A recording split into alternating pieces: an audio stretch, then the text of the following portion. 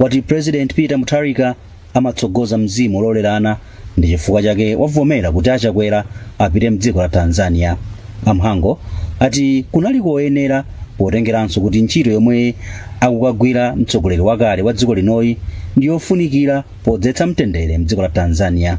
Poyankhula poyambirira, mkulu wa mbali ya phungu otsutsa mnyumba ya malamulo a Simplex Chicho la Banda anayamikiranso zomwe achita Mutharika. Zimenezo zaonetsa kuti atsogoleri awiriwa amalankhulana, amathandizana, amagwira ntchito limodzi. Kachiwiri zikuonetsanso kuti dziko la Malawi ndi limodzi mwa mayiko amene ali pa mtendere. Chifukwa chake Commonwealth Secretary General anachiona chinthu cha mtengo wapatali kuti president wakale wa dziko lino apite ku Tanzania kukathandizira kuti kubwerenso mtendere. Mtsogoleri wakale wa dziko lino Lazarus Chakwera ali mdziko la Tanzania koma akutsogolera nthumwi za bungwe la Commonwealth pazokambirana ndi magulu osiyanasiyana kuphatikiza mtsogoleri wa dzikolo Samia Suluhu zolunjika pakudzetsa bata ndi mtendere potsatira chisankho cha president chomwe chadzetsa mpungwepungwe.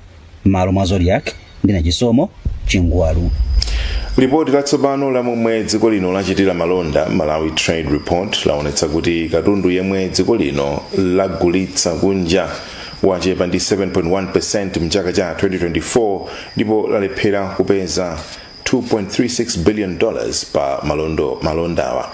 Ripoti lomwe akhazikitsa ndi a Export Development Fund laonetsa kuti dziko lino linayitanitsa katundu wa ndalama zoposa $3.3 billion nthawi kuyerekeza ndi katundu wa $9.58.5 million yemwe lagulitsa kunja mchaka chomwechi. Mkulu wa Export Development Fund Dr. Ted Nankhumwa wati dziko lino litha kukwaniritsa kupititsa patsogolo ntchito za malonda ngati ligwiritse ntchito misika ya SADC COMESA komanso African Continental Free Trade. Emen Pilungu walemba ripoti ili. Ripoti loyamba la momwe dziko la Malawi lachitira pa malonda ndi mayiko ena lotchedwa Malawi Trade Report lati katundu yemwe dziko lino likugulitsa m'mayiko akunja watsika ndi 7.1% mchaka cha 2024, zinthu zomwe ati zikukhudza chuma cha dziko lino kamba kuti limagula katundu ochuluka m'mayiko akunja. Ripoti ili lati Malawi likupitirira kudalira zokolola zakumunda ngati katundu yemwe limagulitsa ngakhale ndi ochepa mosiyana ndi zomwe limayitanitsa kuchoka m'mayiko. Ripoti ili laonetsanso kuti Malawi imagwiritsa ntchito $4 yokha mwa ndalama zokwana $100,000 iliyonse yomwe mayiko pa dziko lonse lapansi amachitira malonda. Komabe ripoti ili lati dziko lino litachilimika polima ndi kugulitsa mtedza, mbewu ya soya, masamba ati, nzimbe komanso mafuta a mbewu ya soya zitha kuthandiza kuti dziko lino lipeze ndalama zokwana $200 million mbewuzi zitagulitsidwa muno mu Africa.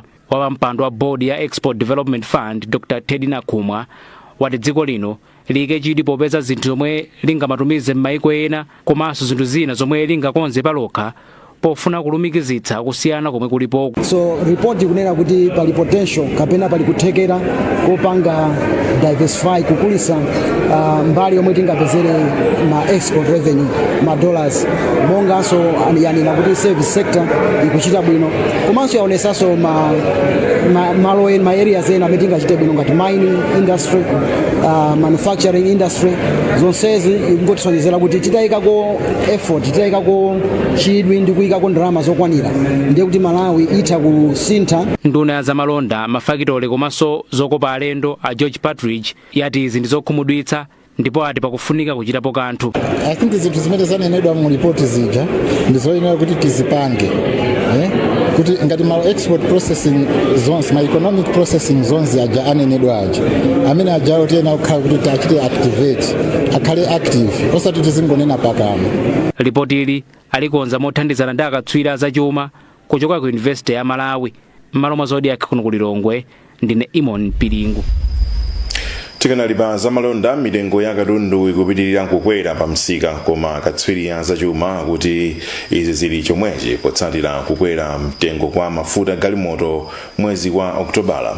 Ripoti la National Statistical Office NSO likuonetsa kuti mitengo ya katundu yakwera ndi 29.1% mu Oktoba kuchoka pa 28.7% mu September. Koma katswiri wa zachuma Christopher Mbukwa wati kupatula kukwera mtengo kwa chimanga, mafuta a galimoto ndi chinthu china chomwe chikakwera mitengo ya katundu wina imakweranso.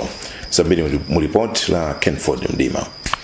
Ripoti la bungwe la National Statistical Office la mwezi wa Okutobala likusonyeza kuti mitengo ya katundu pansika ikupitirira kukwera maka mitengo ya zinthu zomwe sizakudya. Ripoti lilati mitengo ya katundu yakwera ndi 29.1% kuchoka pa 28.7% mwezi wa Septembala, pamene mitengo ya katundu yemwe sizakudya yakwera kuchoka pa 21.7% kufika pa 23.8%. Katswiri wa zachuma a Christopher Mbukwa wati kukwera kwa mitengo iyi sizodabwitsa potengera kuti mitengo ya mafuta galimoto yakwera mwezi wathawu. Zinali zoyembekezereka kamba koti munali mu Oktoba momwemo mmene mitengo ya fuel inakwera. Nde fuel ndi gawo limodzi limene limapangisa kuti mitengo ya katundu osiyana-siyana akale akupitirirabe kukwera. Pogwirizana ndi izi, katswiri wina pa zachuma a Abe Omwenwanda watinso chisankho chomwe chinachitika mu Septemba ndi china chikuchititsa izi. Koma Omwenwanda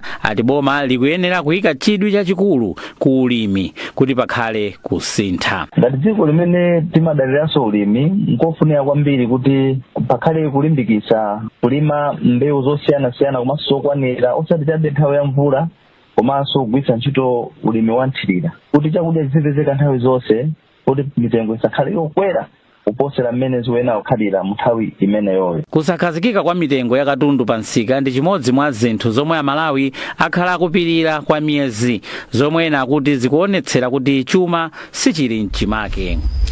Court la Blantyre Senior Magistrate la tulutsa pa belo yemwe anali wachiwiri kwa mkulu wa polisi mdziko lino Akes Muwanga.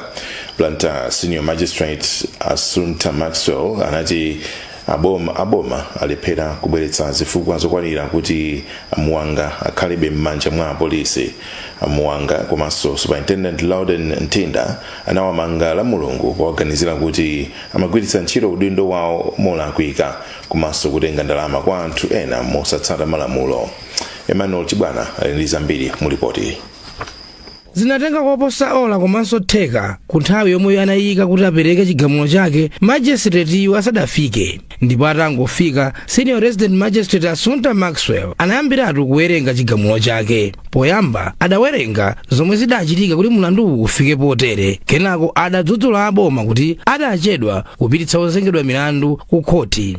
Magistrate anati padakali pano sipofunika kuti kwasunganso anthu oyimbidwa mulanduwa mchitolokosi kapena kuti mundende. Adziko ndi anthu malonda ndi amene akuyimira boma pa mulanduwu.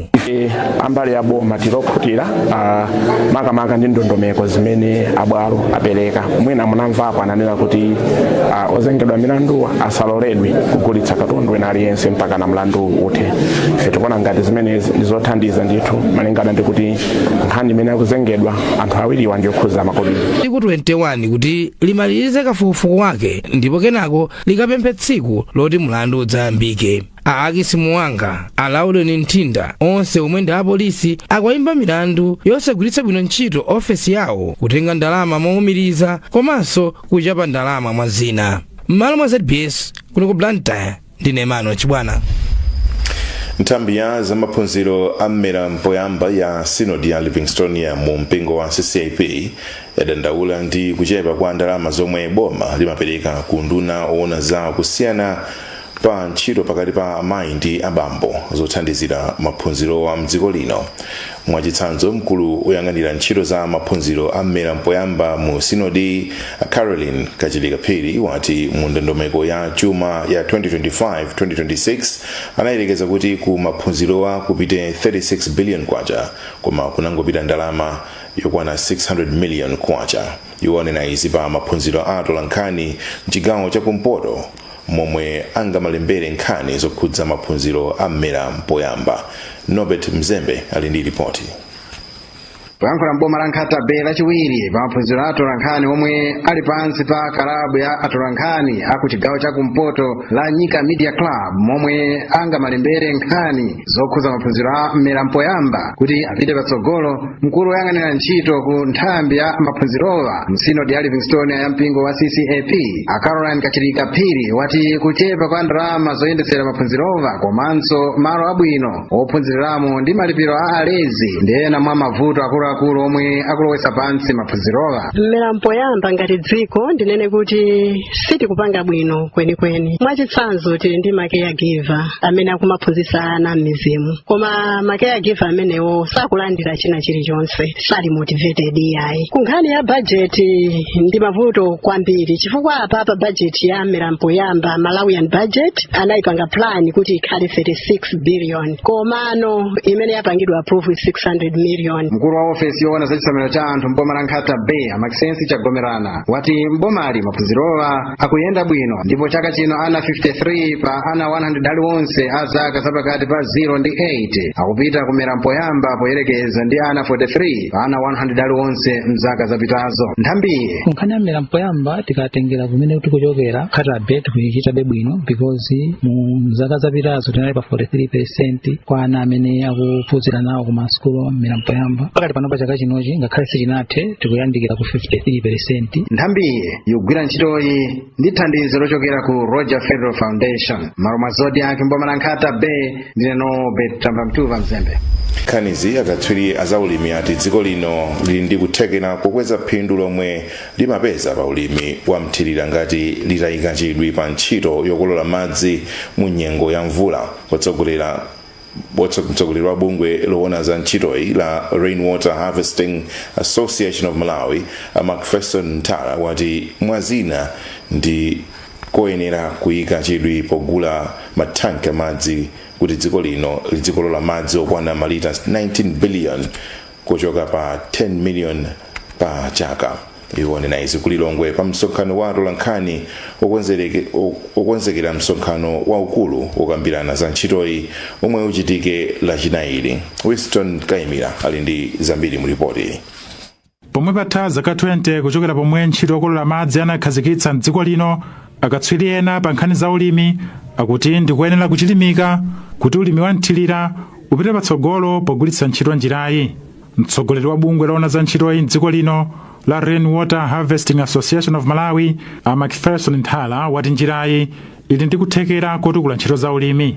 Iwo akuti msonkhano woona za ntchitoyi omwe uchitikire kulilongwe lachinayi uthandiza akuluakulu ndi magulu osiyanasiyana kupeza njira zomwe zingathandize kuti ntchito yokolola madzi ipite patsogolo. Njira imene ya rainwater harvesting imene tikuti kukolola ndi kusunga madzi a mvula ni njira imodzi imene imathandizira kwambiri kuti anthu agwire madzi kuwasunga mu nkhokwe zosiyanasiyana zimene mvula ija ikatha akuzagwiritsa ntchito madzi amenewo.